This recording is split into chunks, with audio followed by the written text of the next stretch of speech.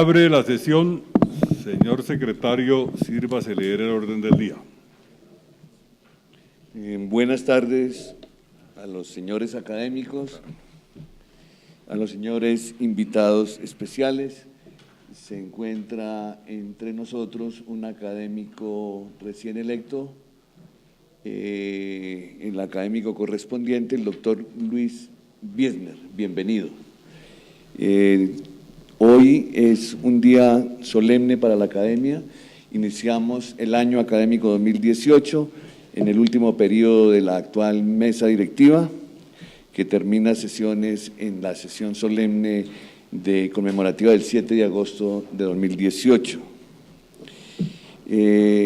Tenemos también unos invitados especiales a esta sesión. Acabamos de tener una reunión con el señor arzobispo de Popayán, Monseñor Iván Marín, con el señor obispo de Cartago, Monseñor Alejandro Castaño, quien a su vez es el presidente de la Academia Colombiana Eclesiástica, y el padre Raúl Ortiz, historiador de la arquidiócesis. Les agradezco, apaguen o bloqueen sus teléfonos móviles, por favor. Orden del día para la sesión inaugural del año académico 2018, en el cual toma posesión como académico de número la doctora Victoria Peralta de Ferreira, hoy 6 de febrero de 2018. El orden del día, señor presidente, para esta sesión, es una sesión solemne y no hay proposiciones ni debates, sino que se lleva el orden del día que voy a presentar a continuación. Comunicaciones y excusas y verificación del quórum. Segundo minuto de silencio en memoria del académico fallecido Mario Herrán Vaquero. Tercero, saludo del señor presidente. Cuarto, presentación de libros. Quinto, proposiciones de duelo por el fallecimiento del académico Mario Herrán Vaquero. De salud al académico de número general José Roberto Ibáñez. De felicitación al académico correspondiente Enrique Santos Molano. A continuación, inicia la ceremonia de posesión como académica de número de la doctora Victoria Peralta de Ferreira. Designación de la comisión que conducirá a la académica recipiendaria al salón donde sesiona la plenaria de la academia. Toma del juramento, disertación sobre el tema héroes y antihéroes, la desarticulación de unas figuras míticas colombianas. Respuesta a nombre de la Academia Colombiana de Historia por el vicepresidente padre Fernán González. Entrega del diploma e imposición de la venera por el doctor Omar Ferreira. Terminado el acto académico, la recipiendaria ofrecerá una recepción a los académicos e invitados en el Salón Luis Duque Gómez. Leído el orden del día, señor presidente. En consideración, el orden del día. ¿Lo aprueban los señores académicos? Señor presidente,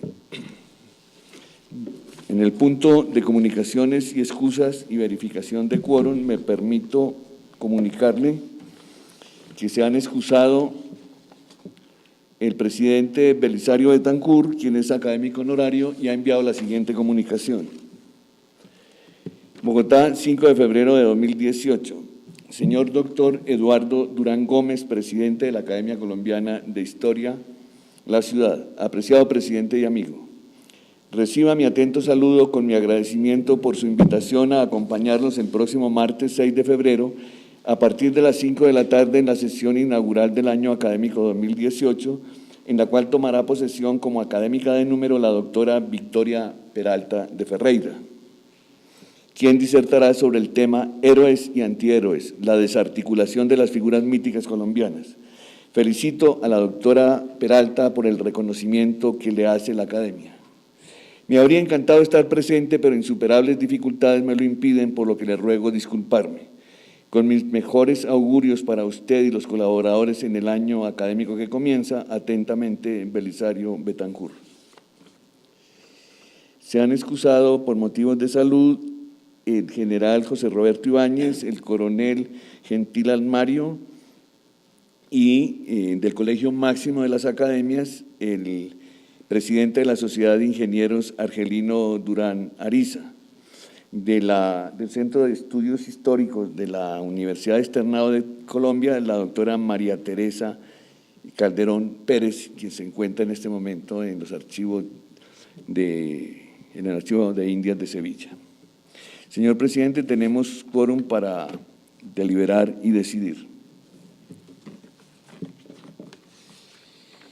Segundo, minuto de silencio en memoria del académico Mario Herrán Vaquero.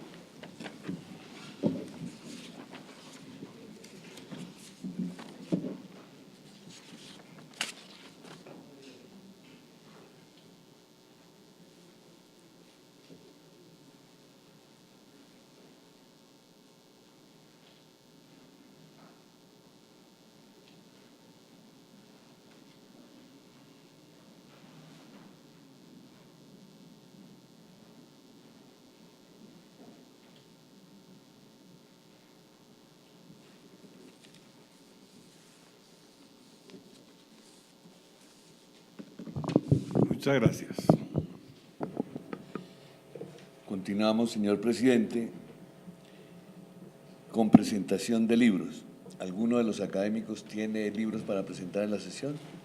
Uno se llama San Mateo 100 años, cientos de historias, es un libro colectivo. Ahí hay un artículo, se llama Tuámaca, que es el nombre indígena de este municipio que le pusieron por Ricaurte en San Mateo, en Átomos Volando. Yo propongo que recuperemos el nombre Tuámaca y era del encomendero Francisco Carreño, un mestizo medio hermano y cofundador de la ciudad de San Francisco de Caracas por 1560. El otro, para la biblioteca, el otro es Los Caballeros de Cristo de Chita en el norte de Boyacá, publicado por la Secretaría de Cultura y Turismo de Boyacá, en el que hago el estudio sobre una tradición de 200 años, precisamente. El 2 de febrero se hubieran cumplido los 200, se va a hacer el próximo 11 de febrero.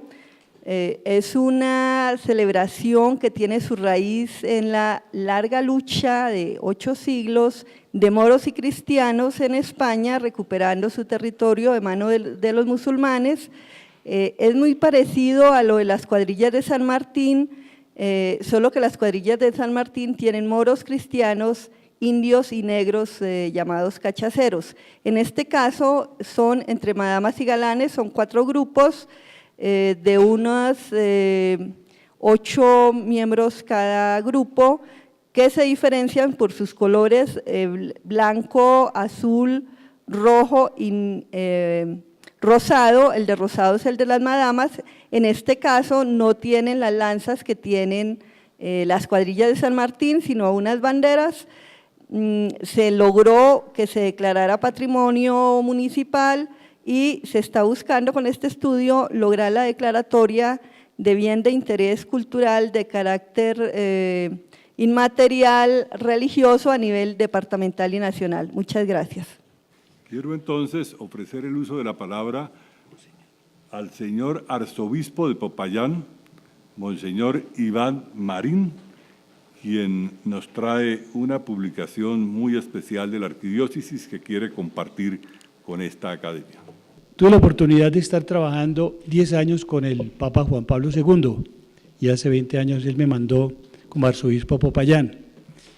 Como tenía allá en Roma alguna posibilidad de asomar las narices a los archivos del Vaticano, me interesó mucho, en primer lugar en Popayán, el archivo histórico, que es un tesoro desconocido. Llevamos 20 años organizándolo, lo microfilmamos todo, ya está también todo en digital y hemos terminado de leerlo.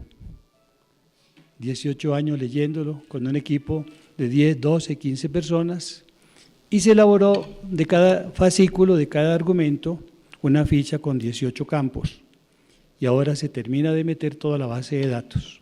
Próximamente pensábamos inaugurarlo formalmente para ponerlo al servicio del mundo de investigadores. Ya están entrando algunos a él.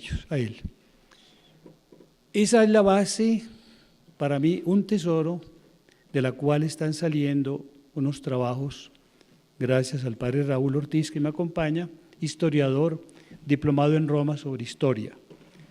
Por eso yo creo que es una oportunidad también, y les agradezco la atención, para ver el acervo histórico que se encuentra allí en este archivo.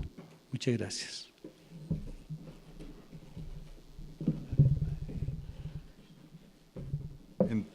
Entregamos con mucho gusto a la biblioteca de la Academia Nacional de Historia 4 libros. El primero se llama Popayán, Religión, Arte y Cultura.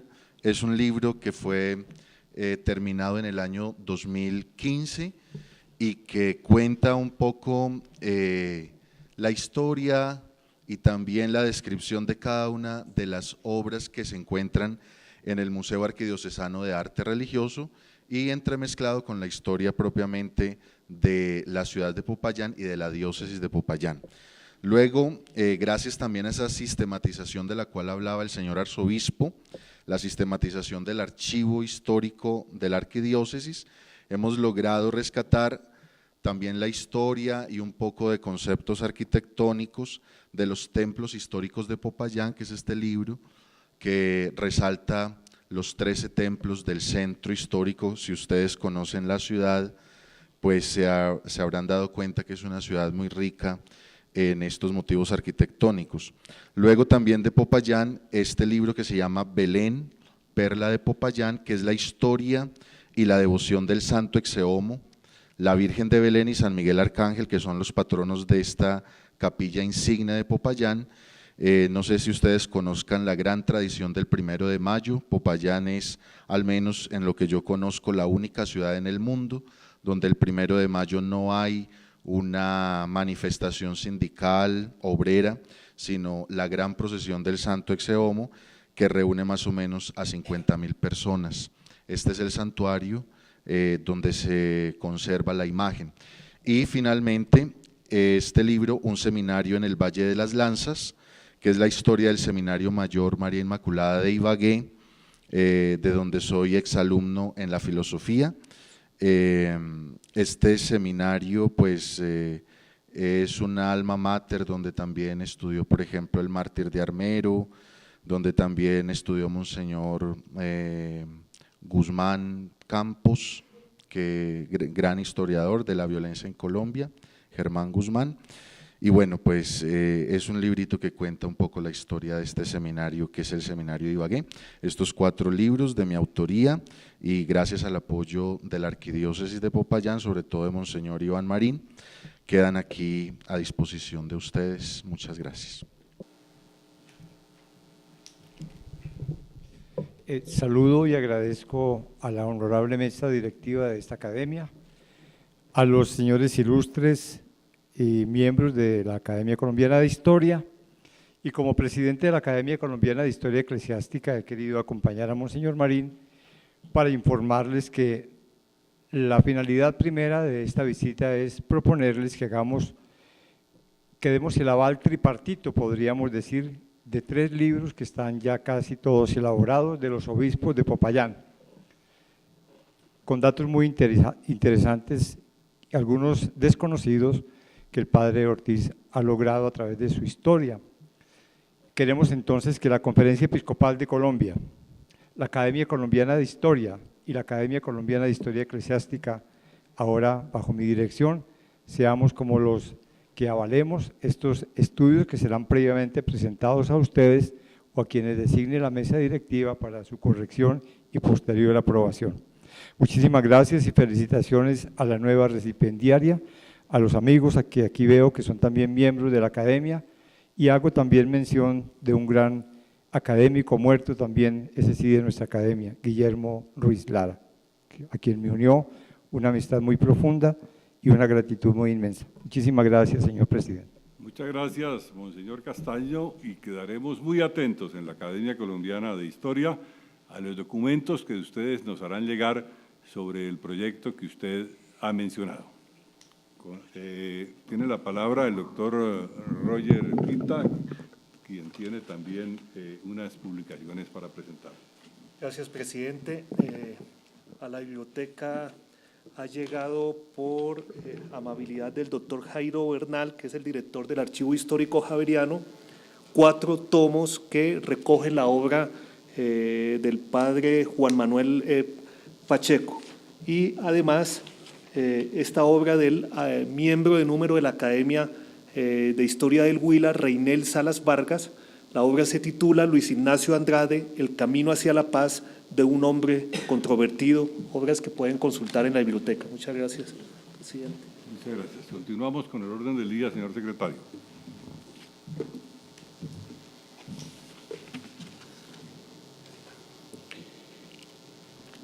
Señor presidente, tengo las siguientes proposiciones en la mesa. Proposición: la Academia Colombiana de Historia, en la sesión de la fecha, registra en sus anales el fallecimiento del académico Mario Herrán Vaquero en la ciudad de Bogotá el día 25 de enero de 2018. El académico Mario Herrán ingresó a la academia como académico correspondiente el 15 de agosto de 1996 con la disertación Formación de la conciencia moderna en la Nueva Granada. En su vida profesional se destacó su dedicación a la investigación y a la docencia universitaria en la Pontificia Universidad Javeriana. Entre sus publicaciones se destaca la biografía del virrey Amari Borbón, que fue pionera en el género biográfico de los virreyes del Nuevo Reino. La Academia expresa sus condolencias a su señora esposa y a sus hijos. Envíese nota de estilo a sus parientes y a la Facultad de Ciencias Humanas de la Universidad Javeriana. En Bogotá, 6 de febrero de 2018. En consideración la proposición leída, ¿la aprueban los señores académicos? Gracias, señores académicos. La segunda proposición dice así: la Academia Colombiana de Historia, en su sesión de la fecha, saluda al académico de número, señor general José Roberto Ibáñez Sánchez, y le desea una pronta recuperación de su salud. En Bogotá, a 6 de febrero de 2018. En consideración la proposición leída, ¿la aprueban los señores académicos? Gracias, señores académicos. La Academia Colombiana de Historia felicita al académico correspondiente, don Enrique Santos Molano, por el merecido reconocimiento a su labor periodística y de investigación histórica a lo largo de su vida, con la condecoración que le otorgará en el día de mañana, 7 de febrero, el señor Ministro de Tecnologías de la Información y las Comunicaciones, doctor David Luna Sánchez. Envíese nota de estilo al académico Enrique Santos Molano y al despacho del señor Ministro de Tecnologías de la Información y Comunicaciones. En Bogotá, 6 de febrero de 2018. En consideración la proposición leída, ¿la aprueban los señores académicos? Gracias, señores académicos. A continuación, damos inicio a la ceremonia de posesión como académica de número de la doctora Victoria Peralta de Ferreira, quien ocupará la silla 34, que ocupó durante varias décadas el doctor Eduardo Santa, quien fue promovido a académico honorario a finales del año pasado. Señor presidente, le solicito la designación de la comisión que conducirá a la académica recipiendaria al salón donde sesiona la plenaria de la academia. Me permito designar a los señores académicos Alberto Coradain y Teresa Morales de Gómez para que informen a la nueva académica que la academia se encuentra reunida para recibirla.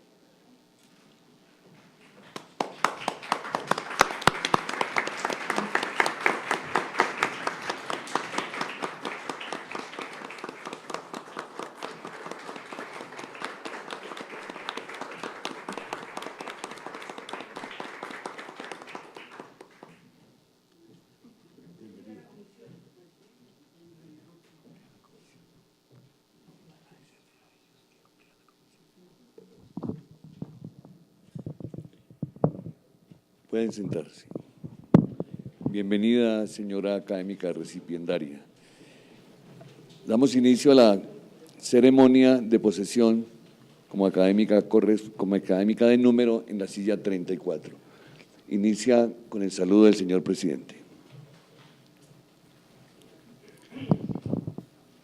Padre Fernán González, vicepresidente de la Academia Colombiana de Historia, señores miembros de la mesa directiva, señores académicos, honorarios de número y correspondientes, señores invitados especiales, doña Victoria Peralta y familiares de doña Victoria Peralta.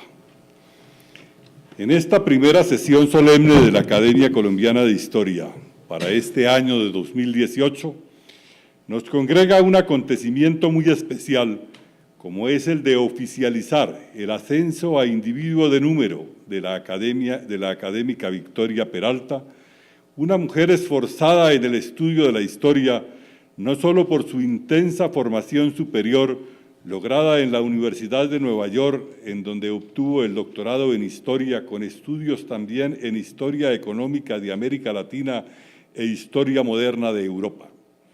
A su vez, cursó estudios históricos en la Universidad de Lovaina, en Bélgica.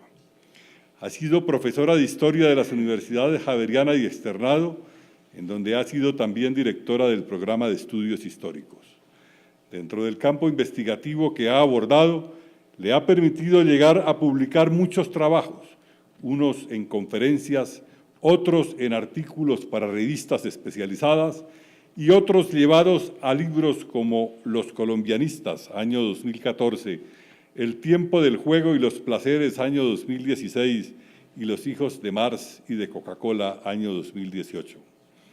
La nueva académica de número domina, además de su lengua materna, el inglés, el francés y el italiano. Representa sin duda un elemento muy significativo dentro del tema de los estudios históricos, y su persistente y afortunada labor académica la proyectan como un valor muy significativo para esta institución que aspira a continuar por los senderos del legado que ha recibido como guarda del patrimonio histórico de la nación y como centro de análisis de los acontecimientos que han conformado nuestro pasado. En la doctora Peralta hemos sabido encontrar los miembros de esta academia a un elemento de enorme colaboración, con un férreo compromiso con todos los asuntos atañaderos a nuestra labor, y ese espíritu de acción enriquece la motivación y contribuye a materializar los objetivos por los cuales trabajamos. Recibe la recipiendaria el sillón de numerario que ocupó el maestro Eduardo Santa, quien al ser ascendido a miembro honorario, esta academia le ha tributado el honor que merece su brillante y abnegada carrera, de la cual continuamos viendo frutos luminosos para fortuna de nuestra institución. Nos ha traído para recibirse en este sillón de número un trabajo que ha titulado Héroes y Antihéroes, la desarticulación de las figuras míticas colombianas, que complementa una serie de textos aquí leídos y que producen una enorme motivación en los temas tratados. Al darle la más cordial bienvenida a la académica Victoria Peralta, la invito para que su trabajo continúe por el sendero del éxito y que esta institución perciba todos los días la energía de su talento y el brillo de su trabajo. Muchas gracias.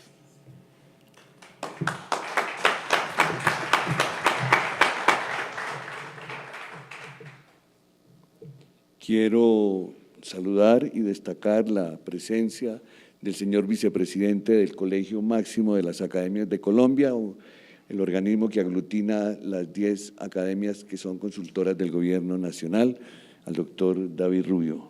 Gracias por su presencia. Toma del juramento.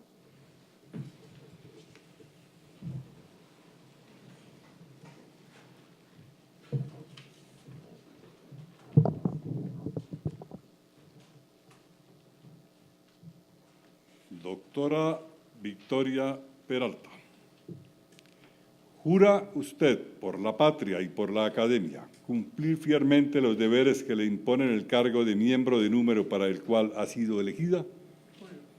Si así lo hiciera, la patria y la academia se lo premian, si no, él y ella os lo demanden.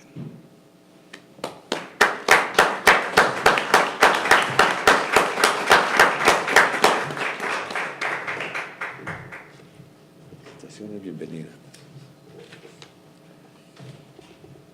Pueden sentarse.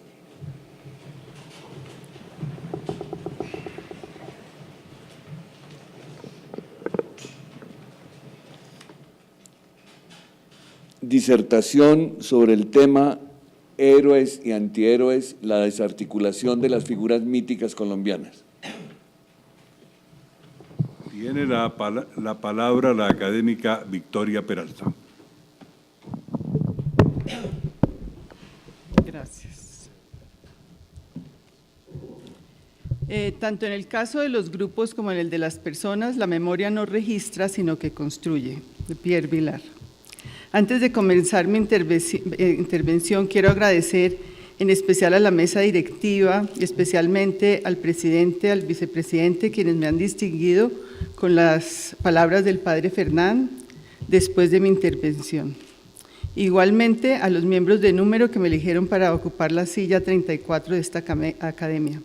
La silla 34 ha sido honrada por intelectuales librepensadores con los que me identifico completamente, a saber, Fabio Lozano y Lozano, Andrés Pardo Tovar y Eduardo Santa. Este es el tercer texto sobre la memoria que escribo para la Academia Colombiana de Historia. La memoria es un tema que produce diariamente cientos de documentos, por lo que se puede afirmar que está en producción continua.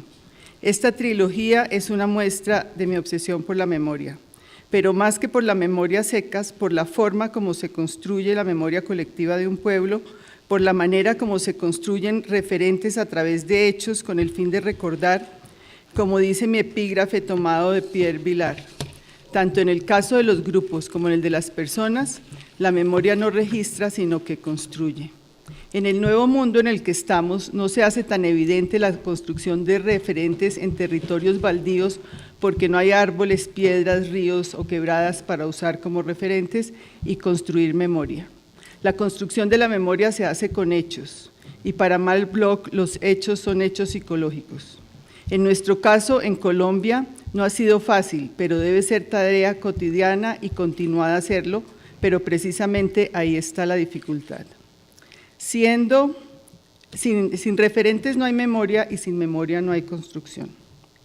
Recientemente, en la última visita que hice a Washington, D.C., me llevé una grata sorpresa en el Museo del Instituto Smithsoniano, una exposición de cuadros y parafernalia de los 43 presidentes de la historia republicana de Estados Unidos. La importancia de la exhibición, que se titula The American Presidency, a Glorious Burden, o la presidencia americana, una gloriosa carga, radica en la forma como se curó. Una exposición cuyo tema son personajes o presidentes se ve como anticuada, pero ¿por qué una institución tan de vanguardia como el Smithsoniano pudo realizar esta muestra en el 2017-2018? Siendo un tema viejo, el museo lo justifica por el contexto en que se insertan los presidentes.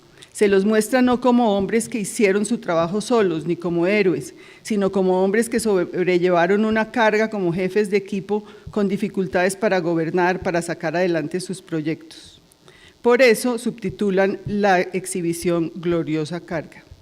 Este puede ser el comienzo de la hora del retorno del tema de los personajes, pero ahora como parte de un contexto con sus obras, sus destrezas, sus habilidades para gobernar y también con sus éxitos y fracasos, y no solo como héroes per se. Estaríamos hablando de un viejo tema, la del individuo, el personaje, y de un nuevo tema, el del personaje dentro de un nuevo contexto y con una nueva interpretación. Desde el siglo XXI debemos definir y proveer los nuevos referentes a la vieja y a la nueva memoria. Humberto Eco dijo que en la época de Leonardo la sociedad estaba dividida en hombres de posesión de los instrumentos culturales y hombres excluidos de dicha posesión. Los poseedores de valores culturales detentaban la cultura en su totalidad. Leonardo era matemático, técnico y proyectaba máquinas posibles y acueductos concretos.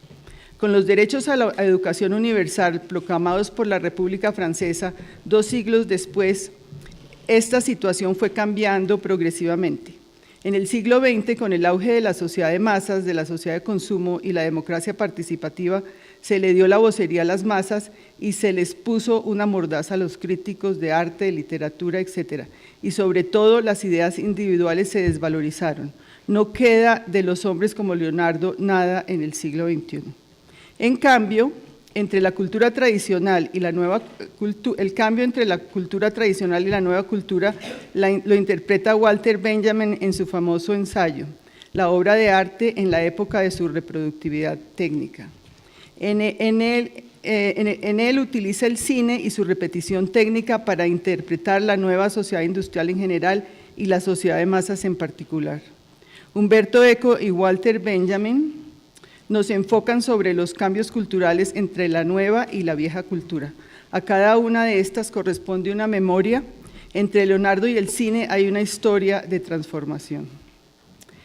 Conmemorar es un verbo que encierra en su estructura interna el concepto de memoria.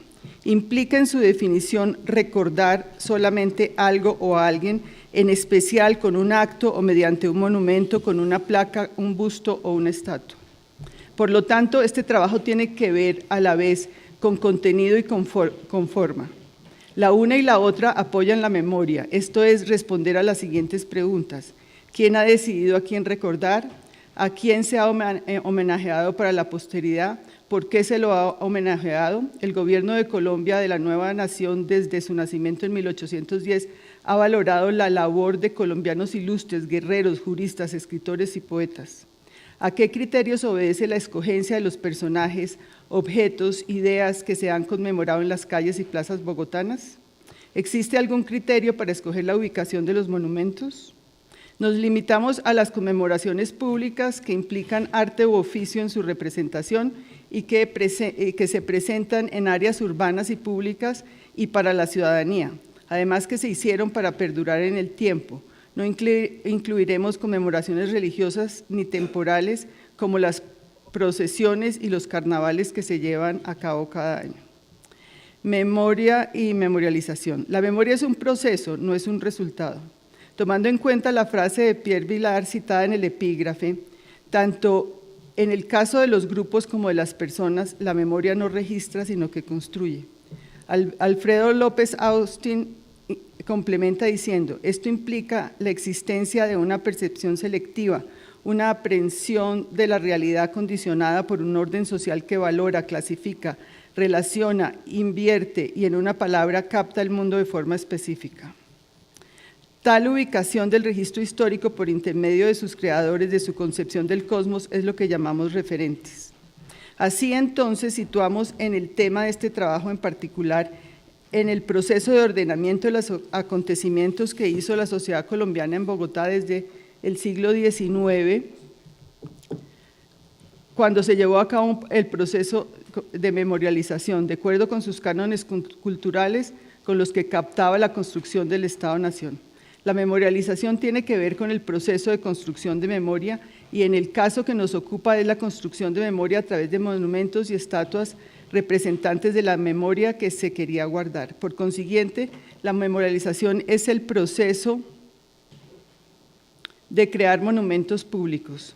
Estos monumentos, que son representaciones físicas que conciernen eventos del pasado y están localizados en espacios públicos, están diseñados para evocar una reacción específica o un conjunto de reacciones, entre estas el reconocimiento público de un hecho o de las personas representadas. Como el proceso de construcción de la memoria es dinámico, hay monumentos antiguos y también contemporáneos. Estos últimos pueden complementar los monumentos más antiguos, pero no socavarlos. El pasado no debe ignorarse y para esto los monumentos deben conectar hechos del pasado con el presente. Deben traer el pasado para que generaciones emergentes conozcan la historia. Estos objetivos son importantes en los monumentos vistos desde hoy. El arte relacionado con los monumentos, así como la memorialización, es diverso y depende de la cosmovisión de cada lugar. Por ejemplo, en Marruecos no hay monumentos. Marruecos no es una democracia, el reino no tiene museos, ni estatuas, ni placas conmemorativas. Ellos creen que no son necesarios porque la historia de su reino es tan vasta que está presente en su cotidianidad, la cocina, la ropa, la arquitectura, el lenguaje. Todo los diferencia. No es el caso de América Latina, pues aquí nos cuesta diferenciarnos, por lo que debemos ubicar el rol de la memorialización en nuestro contexto. Una forma usada recientemente para hacer conmemoraciones son los sitios de conciencia, o monumentos públicos o museos históricos que se construyen con fines específicos. Estos lugares se han vuelto cruciales en la lucha por la democracia y por defender los derechos humanos. Por ejemplo, en Camboya, 2 de los 4 principales atractivos turísticos están relacionados con el genocidio del régimen del Khmer Rouge, y millones de personas los visitan anualmente porque son a la vez fascinantes y horripilantes.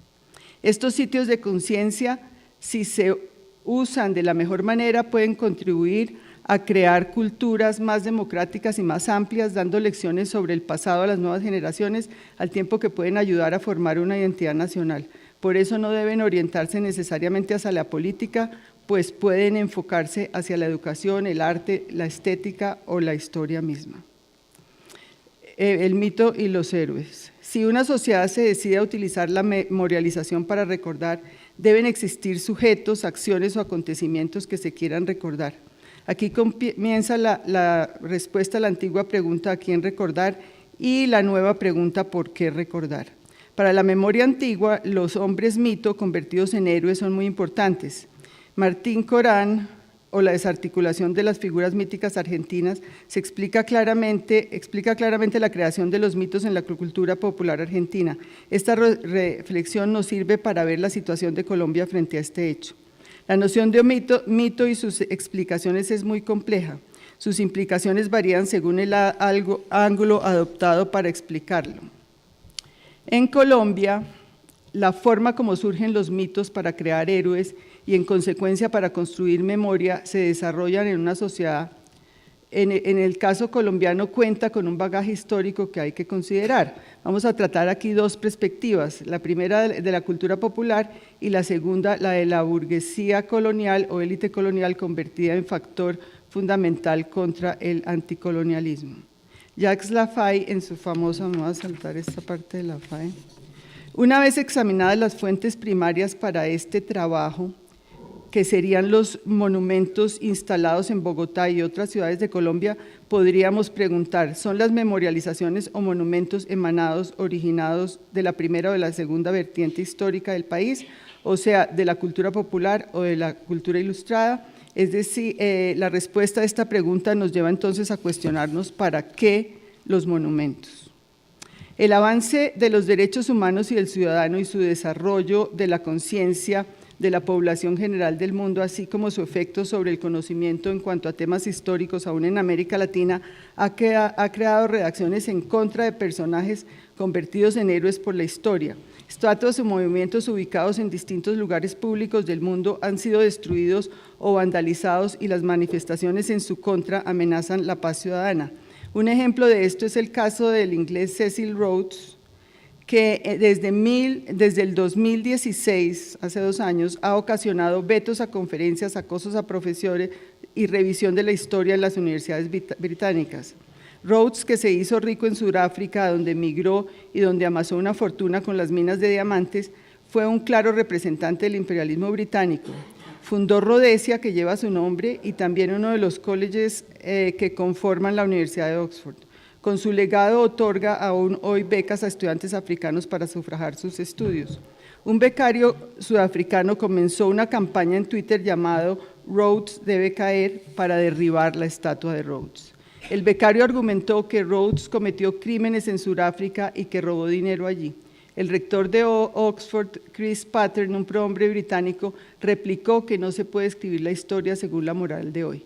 La estatua situada en el College Oriel, fundada en Rhodes, no pudo ser derribada. Otro caso reciente sobre la caída de héroes tiene que ver con las estatuas de Cristóbal Colón vandalizadas en varios lugares del mundo, en Caracas, y en el Columbus Circle de Nueva York. La historia de la revolución simbólica en Venezuela comenzó cuando Hugo Chávez en el 2002 firmó un decreto por el que el tradicional Día de la Raza pasaba a denominarse Día de la Resistencia Indígena. En Caracas, el 12 de octubre del 2004, los seguidores de Chávez demostraron que efectivamente la revolución bolivariana estaba llena de símbolos. Lo que hicimos fue armar un juicio a Colón, un juicio simbólico. Luego de la condena, rápidamente se hizo la operación de tumbar la estatua. Unos muchachos que se subieron a la cabeza de Colón colgaron unas cuerdas en el cuello de la estatua. Recuerda con una sonrisa Ronald Dennis, director en esa época del gobierno de Chávez y ahora crítico del gobierno de Maduro desde la izquierda. No se conformaron con dejar la estatua ahí quebrada, sino que la arrastraron hasta el Teatro Teresa Carreño para terminar de colgar a Colón y condenarlo a la horca. Hoy no se sabe qué pasó con la estatua, ni dónde está o dónde quedó. Algo parecido ocurrió con la emblemática estatua de Cristóbal Colón localizada en el Columbus Circle de Manhattan. El público argumenta que Colón mató indios y que es un símbolo antidemocrático y ofensivo. El alcalde de la ciudad, Bill de Blasio, conformó una comisión para determinar qué monumentos podían ser ofensivos para los neoyorquinos. Efectivamente, solicitó remover la estatua de J. Marion Sims, un médico que en el siglo XIX llevó a cabo experimentos ginecológicos con esclavos americanos. La estatua estaba ubicada en la Quinta Avenida con 103 y fue llevada al sitio de la tumba del médico en Brooklyn. De Blasio actuó de acuerdo con el movimiento antiestatuas y antimonumentos de personajes de la Confederación, que fue un grupo muy violento contra los supremacistas blancos iniciado en Charlottesville, Virginia. Asimismo, todavía está en discusión si se retira la estatua del presidente Theodore Roosevelt, situada fuera del American Museum. En ella, Roosevelt aparece a caballo con un hombre negro y un hombre indígena a cada lado, por lo que muchos consideran que la estatua es racista. Los críticos aún esperan que el alcalde de Blasio construya nuevos monumentos para honrar figuras olvidadas y que han contribuido al desarrollo democrático de la ciudad y del país. ¿Son posibles la construcción política y la revisión histórica? ¿Se puede reescribir la historia según la moral de hoy? ¿Tumbar una estatua implica cambiar la historia? ¿Es tumbar estatuas una señal de que la vieja cultura y la vieja memoria llaman a un cambio? Con toda esta reciente polémica, las universidades de Estados Unidos se han movilizado alrededor del tema desde la nueva cultura y desde la nueva memoria entendida a partir del pensamiento de Walter Benjamin ya citado. Tal es el caso de Symbolic Reparation Research Project, un grupo comenzado por las universidades del área de Boston, incluida la Universidad de Harvard, integrado por voceros de reconocidas universidades de Estados Unidos, como la Universidad de Boston, de Connecticut, de Puerto Rico, la Universidad Externado de Colombia, al igual que por humanistas, abogados y juristas de Colombia, Estados Unidos y Perú. Los miembros de este colectivo consideran que los monumentos no son objetos estáticos o monumentos miméticos fijos. Ellos no piensan en la tradicional estatua ecuestre del héroe sobre un pedestal que posiciona al observador como un sujeto pasivo que recibe un significado preconcebido. Ellos piensan en obras de arte que no necesariamente deben involucrar la característica estética de estas, pero sí el arte para evocar como medio para proponer aprendizaje y pensamiento crítico y para facilitar intercambio cultural, reconstrucción social y diálogo. Este intercambio y este diálogo puede lograrse interactuando con el pasado histórico, por supuesto, pero desde el presente. El monumento debe, para ellos, evocar, propiciar el diálogo sin desestimar la transformación social hacia el civismo. Además, proporciona análisis sobre el uso del arte, la arquitectura y la estética en el proceso de hacer monumentos que provean reparación y satisfacción a las víctimas sin desestimar en la propuesta el diálogo público. Los monumentos deben buscar perdurar en el tiempo y solo el arte que trasciende puede llevar a tiempos futuros ideas, momentos, hechos que fueron importantes en tiempos pasados.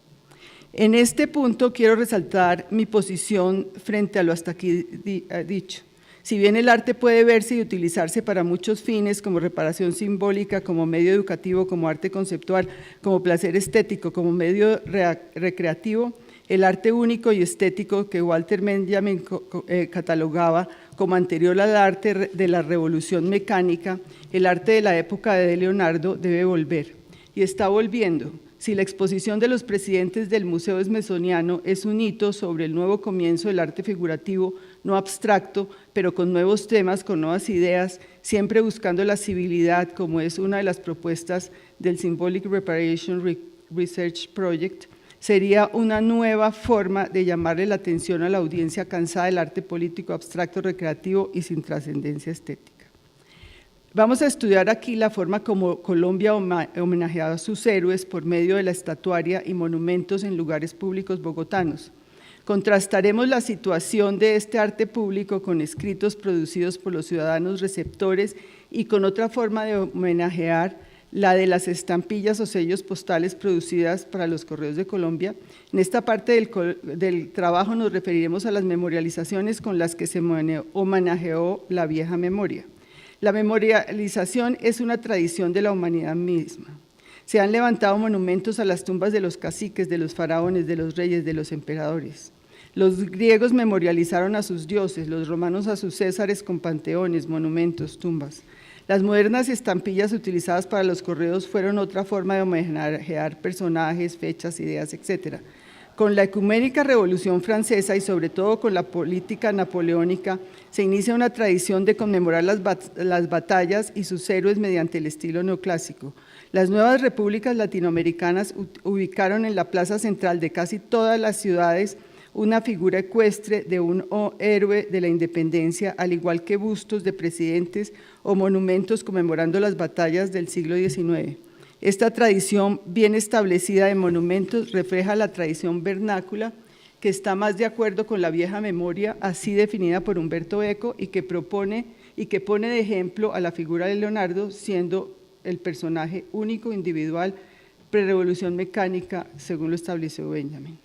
El caso de Bogotá, que es la ciudad donde se toman las políticas culturales para Colombia en razón de su posición de ciudad capital, formó parte de esta tradición incorporándose a las modas europeas, en este caso a las francesas. Sin embargo, debo anotar que Colombia adaptó las tendencias culturales que fueron generales a América Latina según sus posibilidades y sus propias características como país. Por ejemplo, su pobre economía no permitió grandes inversiones en arte público durante casi todo el primer siglo de la República. Debemos admitir aquí que las conmemoraciones se hicieron desde la mentalidad ilustrada de los hombres que lucharon y construyeron el nuevo país, que la mentalidad popular cargada de sincretismo religioso estuvo ausente. Esto quiere decir que el hispanismo y la Francia ilustrada fueron la fuente de inspiración en todo lo relacionado con la conmemoración y la memorialización. La historia de los monumentos en Bogotá comienza en 1584, cuando el oidor Pérez de Salazar, atendiendo las peticiones de los vecinos que reclamaban agua en su puerta, hizo instalar en la Plaza Mayor una pila con 4 pajas de agua. Este fue el primer y único monumento público de la ciudad, el cual se convirtió en el lugar del agua en Bogotá. Solo alrededor de 1750, la pila fue intervenida y se la decoró con una estatua de San Juan Bautista y ubicada sobre ella. La pila permaneció en el centro de la plaza, hoy de Bolívar, hasta 1846, cuando se instaló la escultura ornamental y ecuestre de Simón Bolívar traída de Italia. Esta estatua de Bolívar marca el inicio de la etapa de los monumentos conmemorativos en espacio público bogotano.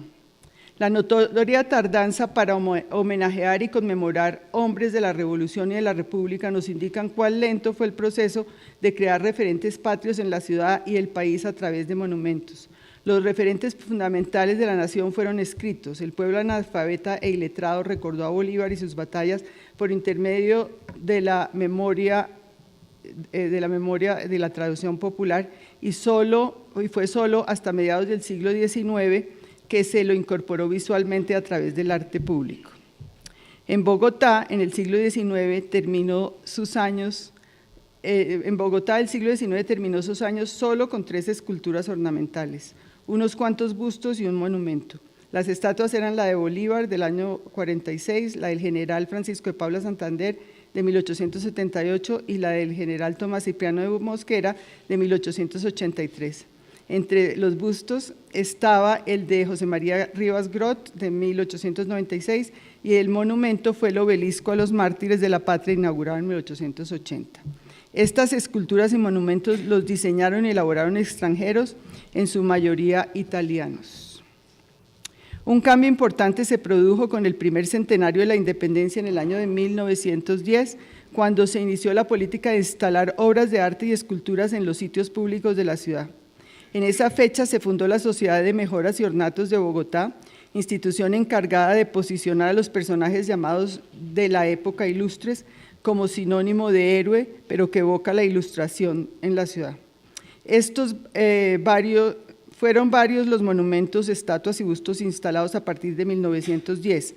Por ejemplo, las estatuas de Antonio Nariño, de Policarpa Salabarrieta, de Francisco José de Caldas, todas en 1910, la de Rufino Cuervo en el 14, la de Miguel Antonio Caro en el 17, la de Camacho Roldán en el 19.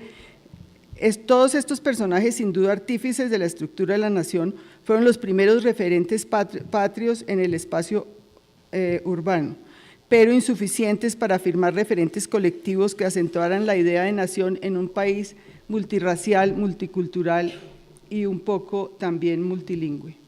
Definitivamente no fue con referentes culturales creados a partir de las conmemoraciones como se construyó la idea de nación colombiana en la mente de los ciudadanos.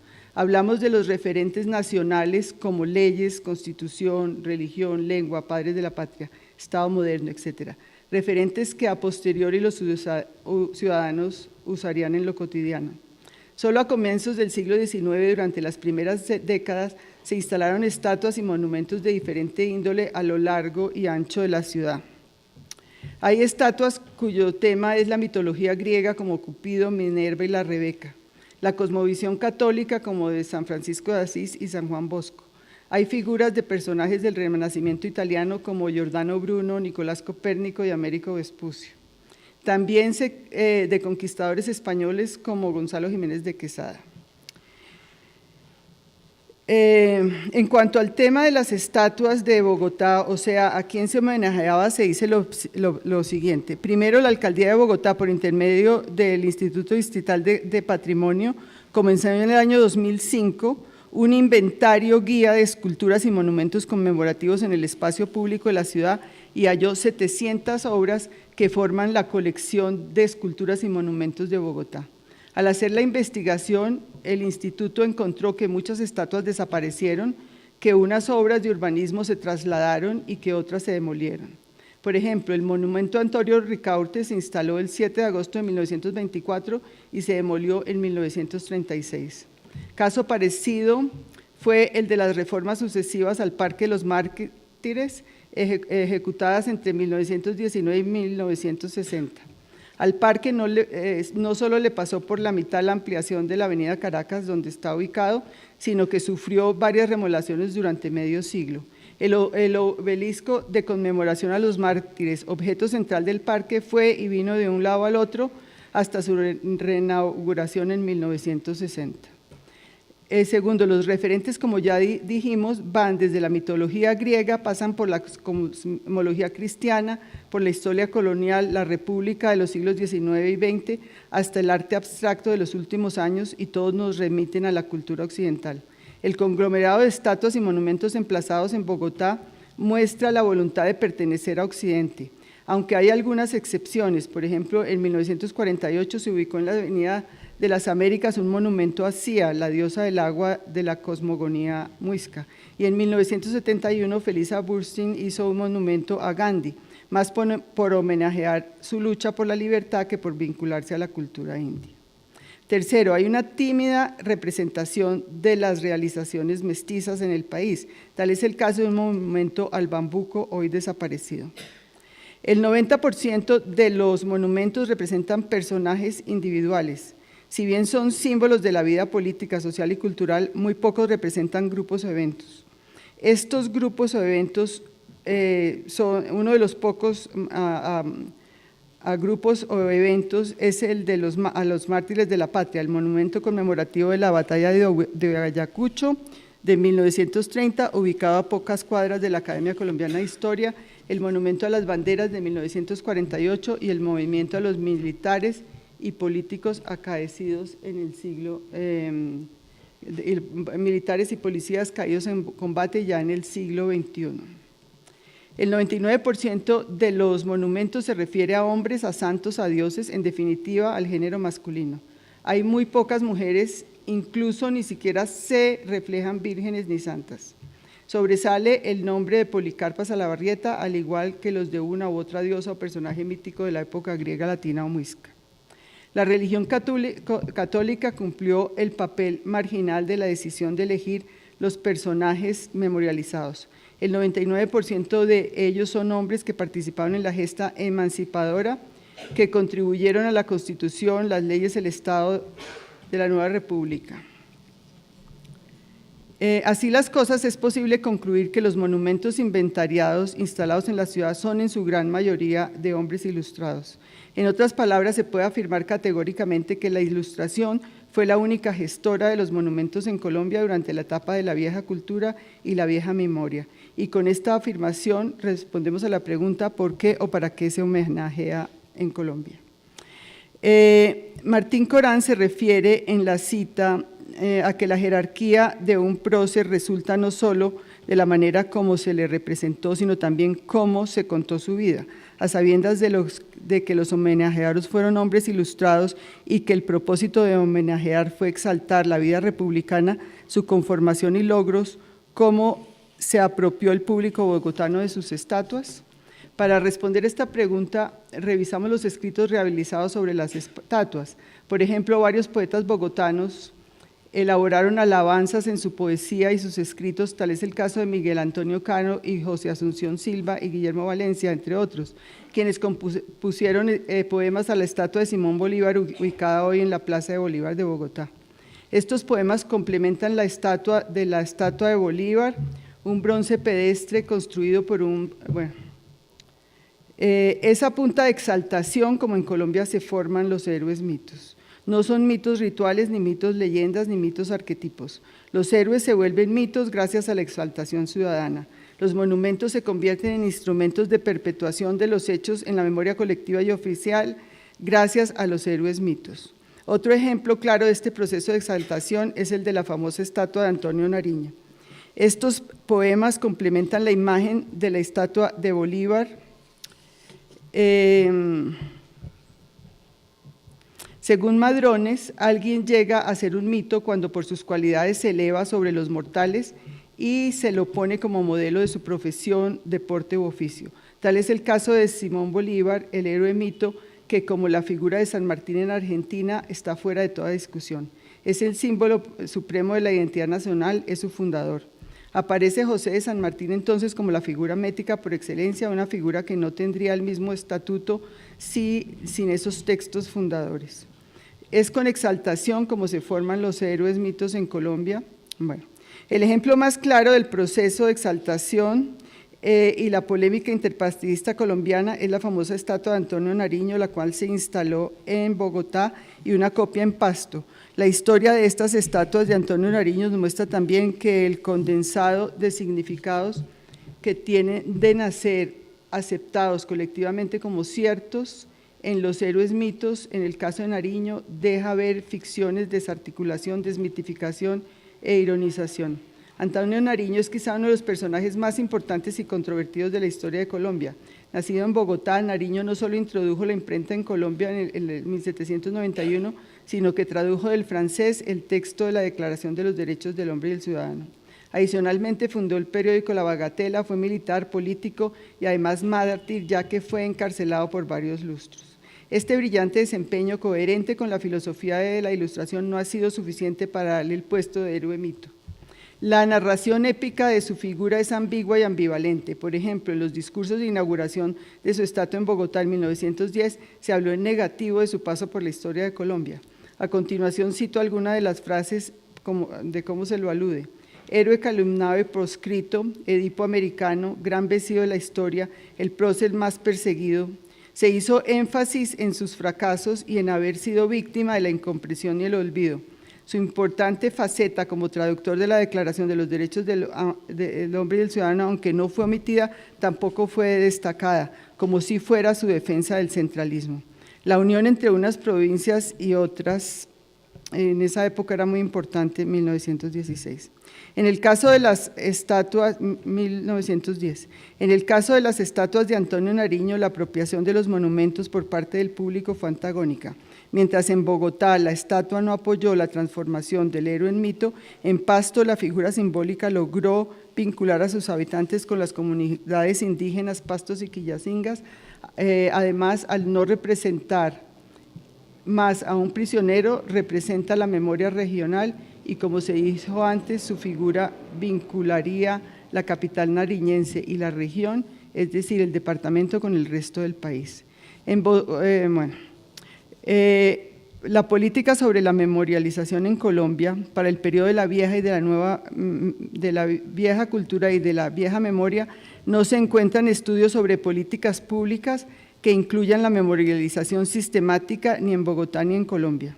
Por tal razón voy a utilizar aquí un estudio importante escrito por un miembro de la Academia de Historia sobre las estampillas o sellos postales producidos para los correos de Colombia. En él vamos a ver la política de memorialización del Estado colombiano en esta materia emanada por el entonces Ministerio de Comunicaciones. El texto denominado Aproximaciones a personajes a través de los sellos postales en Colombia, publicado por el Boletín de Historia de Antigüedades, se da a entender que no ha habido políticas públicas establecidas y claras que dirijan los homenajes hacia un objetivo concreto. Los personajes o eventos homenajeados por medio de la iconografía de las estampillas cumplen al azar diversos objetivos, como la educación, los valores, el trabajo, la creatividad. Podemos asegurar que la línea política pública de los sellos postales va pareja con la memorialización a través de estatuas y monumentos. Esto significa que los referentes, al igual que las estatuas de Bogotá, se sitúan en la órbita de la cultura occidental. En el artículo citado por David Bushnell, Colombia formaba parte de la civilización y por lo tanto seguía las mismas modas. Los sellos incluían temas. Bushnell decía sobre el tema: no es una cosa del azar, por más que en Colombia recientemente parezca ser así, sino la expresión consciente o inconsciente de algún rasgo de la ideología oficial o de la cultura popular. También puede suceder que la selección de motivos sea solo un reflejo de la idiosincrasia personal de los administradores postales. Y aquí está dicho todo. Podemos concluir que, al igual que con los sellos postales, la memorialización y los homenajes con monumentos no tuvieron una política pública rigurosa en la lógica que debían seguir. Si bien sobresalen los personajes iluminados o que profesaban la ilustración, en cuya jerarquía se destaca Bolívar, Santander y Nariño, sigue una corte del panteón independentista y luego presidentes y narradores épicos exaltante de los héroes mito. En esta parte, la memorialización en Colombia y la nueva memoria. En esta parte, con la aparición de la nueva cultura y por lo tanto de la nueva memoria, vamos a considerar los siguientes aspectos. Primero, la forma abstracta que toma la iconografía. Segundo, el desvanecimiento de los héroes, es decir, el nacimiento de nuevos antihéroes. Y tercero, los antihéroes carecen de una narrativa épica que los sustente. Cuarto, la creación de los nuevos sitios de la memoria. Y quinto, la creación de políticas de planeación pública sobre patrimonio cultural. Los héroes se desvanecen gradualmente, pero la estocada final se les da a los héroes de los manuales de historia cuando desaparece la Cátedra de Historia en 1989. Martín Corán señala que aquellos discursos monolíticos y glorificantes que petrificaban los contenidos generan gran desconfianza entre críticos y lectores. La narrativa hiperbólica y el tono glorificante es la que denominaba los manuales escolares en la época en que existía dicha cátedra. Su fin mató a los héroes de la antigua memoria y de la antigua cultura, pero por lo que los héroes de los manuales quedaron en el vacío. En Colombia este tema no se retomó para estudiar su cambio hacia los héroes masa o antihéroes de la cultura. Los detractores de la cátedra de historia mataron los héroes, pero no construyeron su reemplazo. Quiero concluir aquí puntualizando pues algunos puntos que quiero resaltar. Debe haber una política de Estado que incluya en el urbanismo de las ciudades los referentes que el Estado quiere que se promuevan en la memoria colectiva. La memorialización urbana puede ser una fuente de recursos gracias al turismo. Las políticas públicas deben ser continuadas, los referentes deben ser estables y contemplar, responder no solo a quién memorializar, sino para qué y dónde. La abstracción de las formas está bien para el arte, pero la memorialización debe ser concreta. Debe haber nuevos personajes, nuevas instituciones, nuevos símbolos y nuevas leyes. Gracias.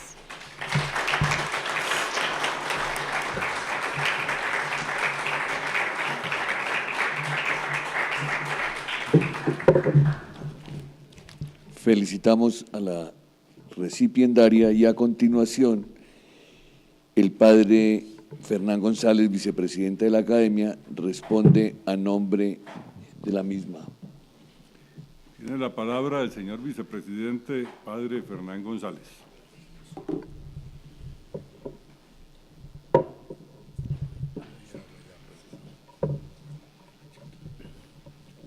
Bueno, en primer lugar, me siento muy honrado por la oportunidad de comentar de alguna manera el discurso de posesión de la doctora Victoria Peralta de Ferreira como miembro del número de esta academia, aunque temo que me hubiera necesitado más tiempo para desarrollar unos comentarios que hicieran más justicia a la riqueza de posibilidades que ofrece el texto. Ya, para entrar en materia, comenzaría por señalar que su obsesión por analizar la manera como se construye la memoria colectiva de los pueblos ha marcado significativamente buena parte de la vida académica de la doctora Virginia Peralta. Así, su publicación más reciente en nuestro boletín de la Academia versaba sobre la manera como se percibía la relación entre memoria y modernidad en los manuales para la enseñanza de nuestra historia. Años atrás, la Academia había publicado su libro sobre los cambios culturales en Bogotá durante la República Liberal de los años 30, que fue también el tema de su disertación doctoral en la sociología histórica en la New School of Social Research de Nueva York, centrada precisamente en la representación cultural de la República Liberal, en que se nota la influencia de Charles Tilly, ilustre sociólogo histórico, que además ha inspirado buena parte de nuestros trabajos sobre la historia comparada de la formación del Estado. Esta preocupación por el tema de la representación cultural de los cambios políticos y sociales aparece reiterativamente en otras publicaciones de la autora, como las dedicadas al análisis sobre el juego y los placeres y el estudio de las transgresiones que se censuraban en la Bogotá decimonónica, que refleja obviamente la mirada que se tenía en Bogotá entonces sobre la moral. En ese mismo sentido, publicó en coautoría con el psicoanalista Alberto Ferguson un estudio sobre la industria del placer en Bogotá. Complementariamente a esos textos, la doctora Peralta publicó varios estudios sobre la ausencia del tema de la prostitución en las presentaciones escritas sobre la vida cultural de la Bogotá del siglo XIX. Finalmente, el discurso pronunciado en la celebración eucarística de la conmemoración de los mártires de la independencia en el bicentenario de su fusilamiento de Policarpa Salabarrieta reitera su preocupación constante por los referentes culturales que tiene nuestra población con respecto a la historia. Pero además de estos análisis concretos sobre la vida cultural de Bogotá durante el siglo XIX y primeras décadas del XX, la doctora Peralta se ha ocupado de temas más generales como los referentes a las relaciones entre modernidad y sociedad civil, la recesión traumática de la modernidad en Colombia y los aportes de Marshall Berman sobre la modernidad líquida, como también a la cultura popular postmoderna que de alguna manera inspiran su discurso actual. Por eso estas referencias a algunos aspectos de la producción académica de nuestra recipiendaria me sirven como introducción a mis propios comentarios sobre su discurso de posesión, que parte de los aportes de la Escuela de Frankfurt sobre la modernidad para acercarse al uso de los memoriales que sirven para la construcción de referentes culturales de la nación imaginada, la nación como comunidad imaginada en términos de Berit Anderson. Así, La presentación de la doctora Peralta recorre la tradición histórica, las conmemoraciones y monumentos históricos de Bogotá para intentar detectar la manera como se van creando o destruyendo los mitos de sus héroes que sirven como base para indagar sobre los cambios en los modos de su representación producidos por la transición entre vieja y nueva memoria. Desde este recorrido, ella se pregunta sobre cómo se comenzó a construir la memoria colombiana a partir de sus orígenes hispánicos y la fundación de la República en el siglo XIX hasta llegar a los cambios en el siglo XXI. En ese sentido, termina buscando evaluar el estado del arte de las conmemoraciones a la luz de las nuevas tendencias internacionales. Para esa indagación, el hilo conductor de sus reflexiones es el interrogante sobre hasta qué punto los cambios culturales introducidos por la modernidad y posmodernidad modifican las percepciones y concepciones de las conmemoraciones públicas de los personajes de nuestra historia. Así, siguiendo a Umberto Eco, muestra que el contexto cultural que enmarcó a Leonardo da Vinci como genio individual y solitario no existe ya en la sociedad actual como resultado de la democratización de la cultura que comienza con la Revolución Francesa. A la vez de eso retomo los planteamientos de Walter Benjamin sobre el impacto de las técnicas repetitivas del cine en la percepción de la obra de arte para subrayar así la desvalorización de lo individual en el arte que hace casi imposible la percepción de la singularidad en la sociedad industrial moderna. Además de esta desvinculación introducida por Benjamin entre el objeto representado en la tradición, la doctora Peralta retoma otra de las ideas de este autor, la conversión del espectador en experto, capaz de opinar o juzgar otro aspecto de los efectos de la democratización masiva de la cultura. Estos planteamientos sobre la superación del actor individual explica la existencia de la recipiendaria en la exposición del Museo Smithsonian sobre los presidentes norteamericanos que son presentados ya como líderes de equipos de trabajo colectivo en un contexto cultural que sirve de referente de su accionar y no como individuos excepcionales que superan solo los problemas de su entorno.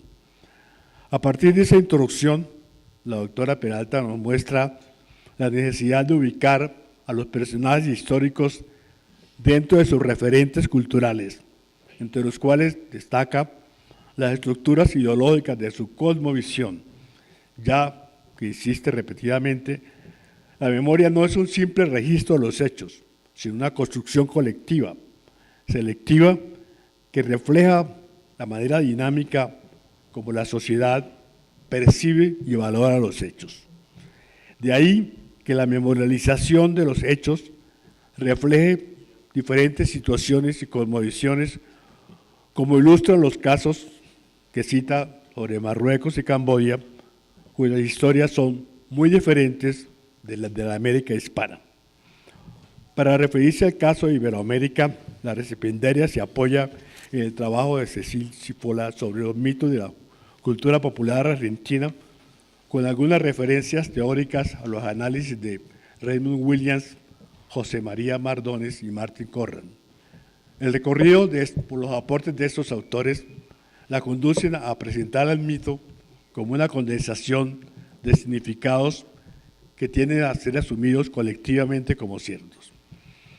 En el caso argentino, se muestra así la exaltación, la idealización del general José de San Martín como padre de la patria, que contrasta con el caso colombiano, con su pluralidad de héroes fundadores que compiten entre sí, Bolívar, Santander, Nariño, etc.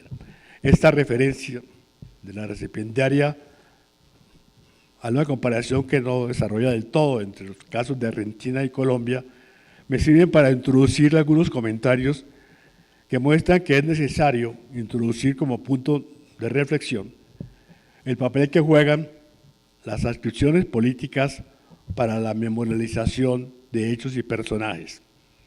En el caso colombiano, la mayor parte de la historiografía está marcada por el mito bipartidista que nos ha llevado a escribir dos historias paralelas contrapuestas, con dos panteones de personajes mitificados, donde los héroes de un panteón son los antihéroes del otro. Esta contraposición de héroes impide tomarlos como referentes fundacionales de la nación, como comunidad imaginada de compatriotas. Es una idea que tomé de mi profesor Tulio Halperin, que el mito bipartidista ha transformado en dos comunidades contrapuestas de copartidarios.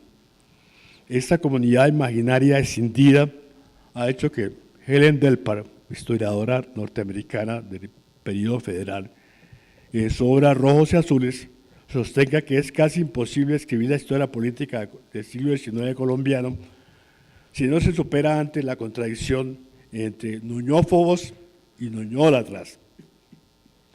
De ahí la necesidad de acercarnos a los procesos de construcción de la historia de nuestros líderes mesiánicos, como sugiere la doctora Peralta, siguiendo el libro de Jacques Lafay, Mesías, Cruzadas, Utopías, el judeocristianismo en las sociedades ibéricas, que continúa una línea de investigación muy interesante que estudiamos antes en su obra famosa, que es Zadcual y Guadalupe. En este libro, que combina los movimientos mesiánicos de salvación con los héroes míticos políticos de México y Colombia, aparecen mencionados Emiliano Zapata, el padre Camilo Torres Restrepo y hasta Rodas Pinilla, que obviamente tienen algunas dificultades para la memorialización oficial. Son héroes un poco incómodos. Esa necesidad de considerar el impacto de los cambios políticos en los procesos de las conmemoraciones se puede ilustrar con la referencia que hace la doctora Peralta al caso de Rhodes, colonizador de lo que antes se llamaba Rhodesia y se ha bautizado como Zimbabue, cuya estatua no ha podido ser derribada todavía en la Universidad de Oxford, a pesar de sus violaciones de derechos humanos en África. Otro caso sería el de los procesos contra Cristóbal Colón en Nueva York y Caracas, que nos llevaría también a preguntarnos nosotros sobre nuestro nombre, Colombia, que es el país de Colón. Al lado de eso están los movimientos contra las estatuas de los líderes del sur en la guerra civil, en la guerra de secesión de los Estados Unidos. Se podría pensar también en los movimientos contra las estatuas de Franco en España e incluso algunos problemas del departamento de Nariño contra la memoria de Bolívar y Sucre, para no hablar de los talibanes tumbando obras de arte en Oriente. Estas referencias llevan a la stipendiaria a plantearse algunos interrogantes que nos conciernen de alguna manera a los miembros de esta academia, especialmente hoy, en estos momentos actuales, cuando discutimos el tema de la enseñanza de la historia del bachillerato. ¿Es posible y necesario reescribir nuestra historia según lo que hoy consideramos políticamente correcto? ¿Cómo enseñar historia patria, teniendo en cuenta las investigaciones históricas más recientes que nos obligarían de alguna manera a revisar nuestras listas de héroes y mitos? ¿Cuáles serían los límites, si los hubiera, para los procesos desmitificadores del revisionismo histórico? ¿Y cómo utilizar el arte como reparación simbólica? En este momento está pensando en el monumento a las víctimas de la violencia reciente. En ese sentido se refiere la doctora Peralta al tema del desvanecimiento paulatino de los héroes en los manuales de la enseñanza de la historia, que llegó a su punto culminante con la desaparición de la cátedra de historia del bachillerato. Sin embargo, ella también subraya, siguiendo a Martin Cohan, la desconfianza que los discursos glorificantes y petrificantes del pasado que dominaban en los manuales escolares producían en críticos y lectores, porque no se logró construir una nueva memoria que hiciera justicia a los actores colectivos y a las nuevas interpretaciones producidas por las investigaciones más recientes. El problema consistió en que las celebraciones y conmemoraciones se inspiraron, según nuestra recipiendaria, en los valores contrapuestos de la Francia ilustrada y la tradición hispánica, que correspondían a los fundadores de nuestra república, sin tener en cuenta la mentalidad popular basada en el sincretismo religioso al que se refería la obra de Jacques Lafay. En conclusión, el discurso de la doctora Peralta nos invita, de alguna manera, a examinar la manera como representamos nuestra historia, tanto en nuestras actividades docentes como en nuestras publicaciones, y cómo nos imaginamos el papel de nuestros héroes y contrahéroes en la construcción de nuestra nacionalidad. Obviamente, esta invitación se hace hoy más relevante en los momentos actuales de nuestra academia, cuando estamos discutiendo sobre la manera como se integra la historia en el sistema educativo, pero también en la actual coyuntura que vive el país en torno a la discusión sobre los acuerdos de La Habana y el Teatro Colón. Muchas gracias.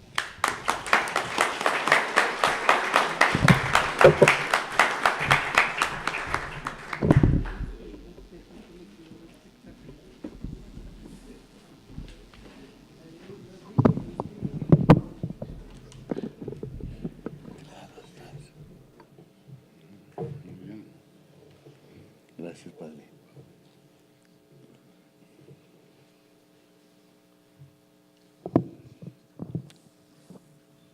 Entrega del diploma.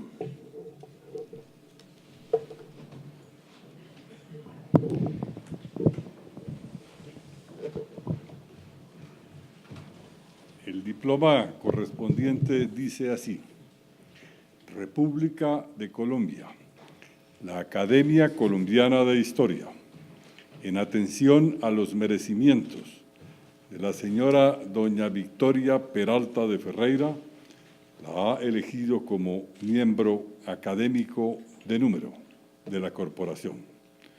Bogotá, 6 de febrero de 2018, el presidente Eduardo Durán Gómez, el vicepresidente Fernán González González, el secretario Luis Horacio López Domínguez.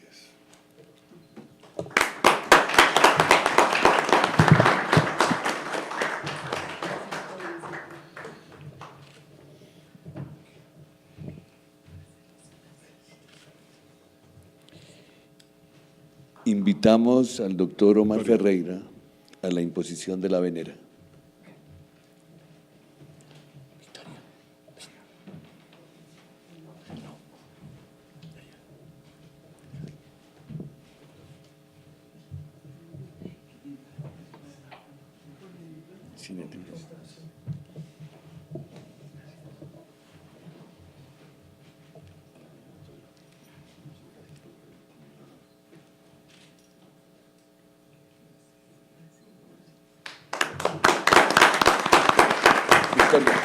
Victoria.